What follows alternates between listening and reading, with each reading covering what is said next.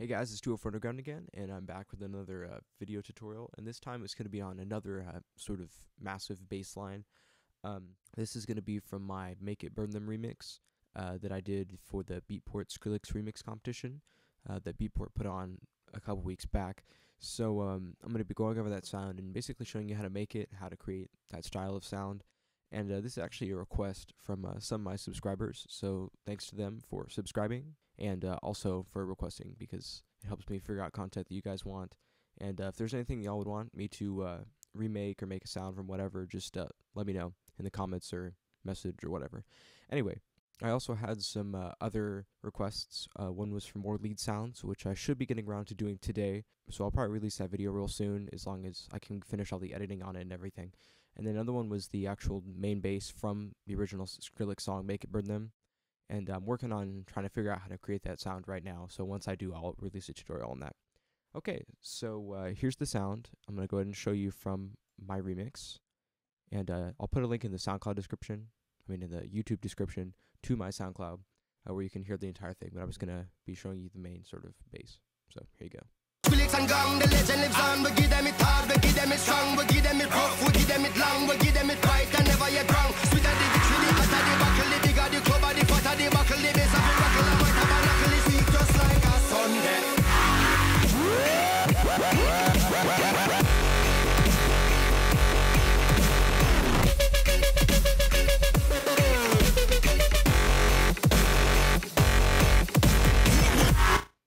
Okay, so the bass I'm going to be showing you how to make is this first one that goes right here.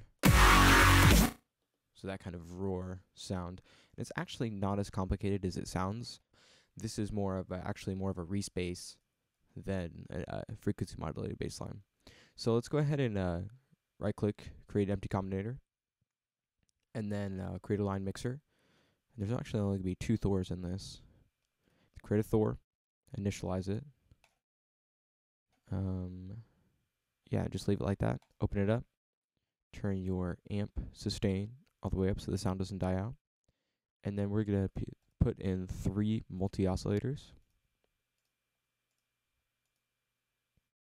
And then on this filter, just crank the frequency up all the way. Resonance all the way down, which it should be by default. And then bring this envelope down just a little bit. And then, yeah, leave the filter envelope the way it is. Run these 3 through.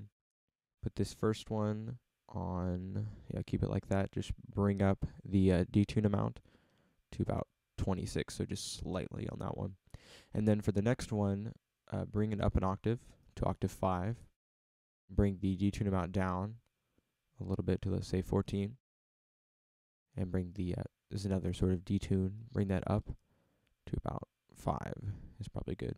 And then bring this next one, you're going to put up on octave 6, bring the detune amount all the way up to 40, and just leave that where it is. And then the mixer section, we're going to go ahead and balance this out. The first one is going to go to about 36, so we hear more of this deeper oscillator here. And then we're going to crank this one all the way up, and bring this one down to about negative 15.2 decibels. So you only hear a little bit of this really high one. And then finally for this one, you can put a little chorus, bring the dry wet down to about 6, and that's pretty much it for the first Thor. So I go ahead and have some notes in here, and it isn't going to sound like much. So it just sounds like a big super saw synth right now. And then we're going to add another Thor in, and pretty much do the same thing, just fill it up with a bunch more. Right click, initialize. But yeah, and bring these up to a pitch bend range of 12. So whenever you do the pitch bend slides or whatever, you move down a full octave instead of just 7 semitones. Okay, so for this second one, I'm going to leave the analog oscillator in there, and then put 2 multi-oscillators. And this one will provide a little more analog richness, make it sound exciting. Again, run all 3 through. Filter all the way up, resonance all the way down, decay and sustain all the way up.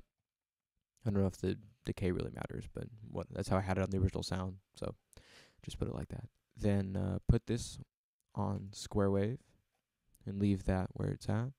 Then bring this one down an octave And what you're going to do here is you're going to click on this, or you can use these arrows, and scroll to the octave up down, just like that.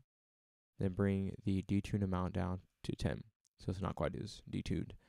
And then on the last multi-oscillator, leave the octave where it's at, and you can change your detune amount to octave. And then, yeah, just leave that where it's at. So far, our sound sounds like this. Actually, one thing, take this balance, put it up to 90, so it's more towards this multi-oscillator, and then just leave these two. Okay, now it should sound like this. Okay, so we basically have this really big super saw synth that's just filling out all the frequencies and all that stuff. So next, what we're going to do is just close these up. And then I like to go up from my signal chain from this mixer. That's just a personal preference, but you could have it down here or whatever. So we're going to apply an EQ to this entire sound. So right click and hold shift to while you do this so it doesn't connect to the mixer as a send. Pull it up here. Hit tab, flip it around, connect it up. I'm sorry if you can hear my computer in the background. It's the fan is going crazy. Okay, so turn on low cut, so it cuts everything below 30 hertz. And then go to param 1, frequency down to 407.8.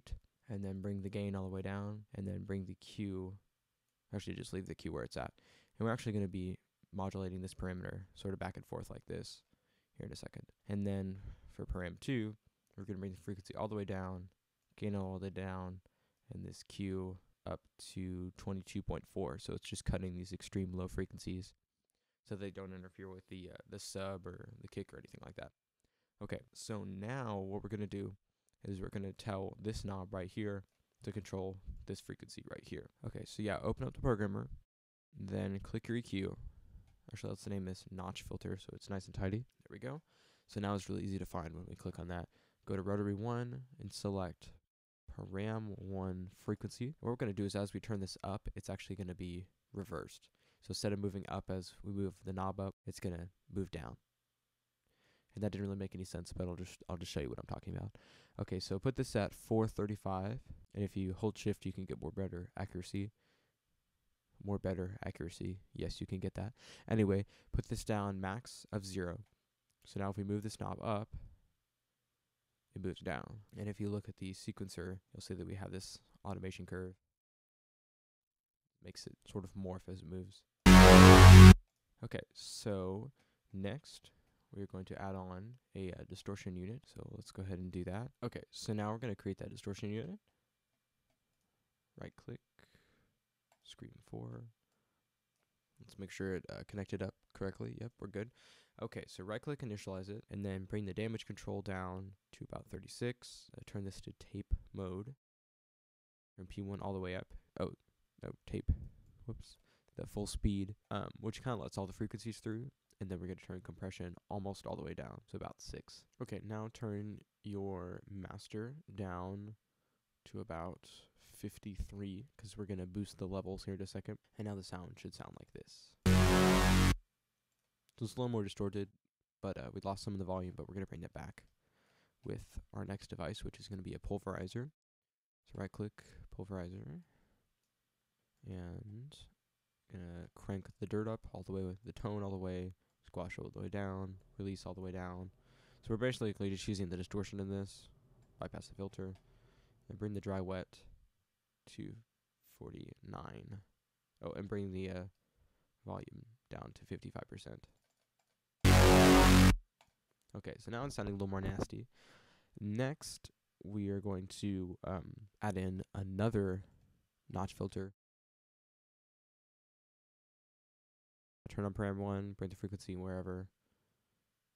Yeah, just leave it like that. And then go up to the programmer, go to your next EQ, or whatever you named it.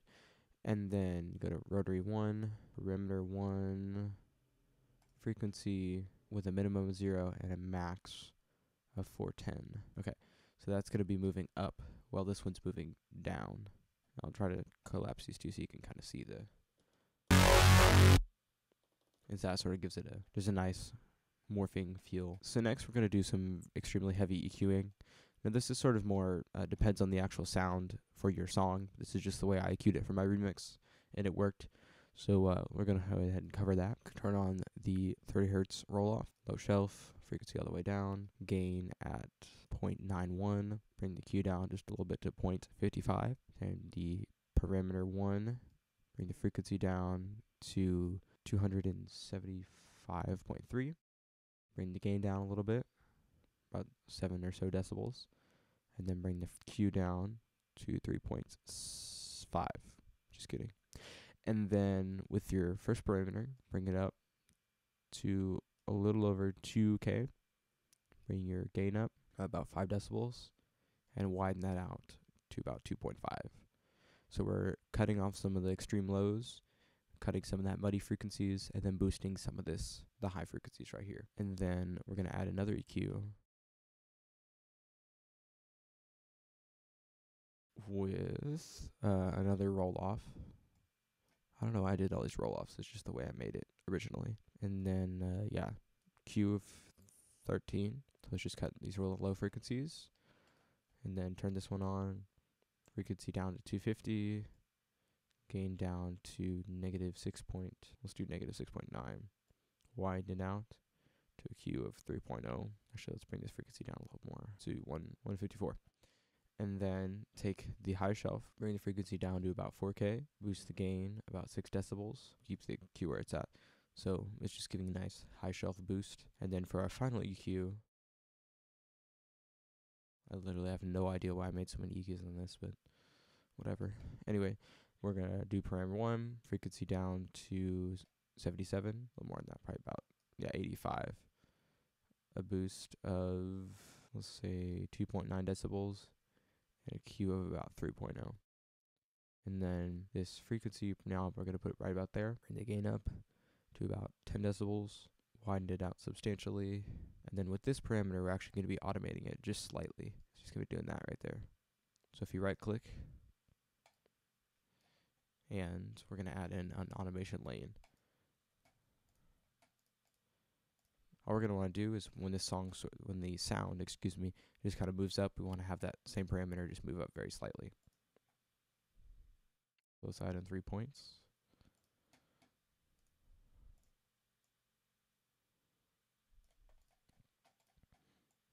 And if we watch that, it should look like something like this. In fact, let's actually have it go up a little bit more frequency-wise. Yeah, it's better. Okay, so yeah, that's our final EQ. And then next we're going to be adding in a delay to kind of give it a little bit of stereo width and just a little more texture, and then a reverb. So let's go ahead and make an echo. And then we'll add in a reverb. Okay, so bypass the reverb now. We'll get back to that here in a second. Okay, so yeah, leave the time right there. But with this offset, we're going to move it up to 16 so that your right channel is offset by a 16th note. And bring the feedback up just a little bit to about 48%. Turn this to, leave that where it's at. And then bring the output dry wet down to about 22%. And if I actually play this on the keyboard, you hear it's not working. I'll just play it here. So that kind of gives a little bit more echo, and with the right-left offset, it kind of delays it back between the two different headphones or whatever. Anyway, now let's go ahead and add on that reverb. Just enable it. Put the dry wet down to about 8. Bring your decay up to about 97. Let's make sure it's on plate reverb. Up a little bit more. Okay, well, yeah, 101 on the decay. Oh, yeah, one more important thing. Cut some of these lows, because if you have those in there, it'll make it sort of sound muddy. And then actually cut, let's tell you what, just cut all of them. Bring the frequency up to 307. And then bring the param gain up almost 4 decibels, 4.9. And then we're kind of getting this little boost right here. That would be at 305 hertz, Q of 0.5, and 5.1 decibels of gain. And now that should sound like this. Okay, so that's pretty close, but in the original sound, what I also did is I made a copy of this, and then bit crushed sort of a high pass version and layered it on top, and that kind of gave a little more distortion without making it sound muddy. So in the next part, we're going to go ahead and do that.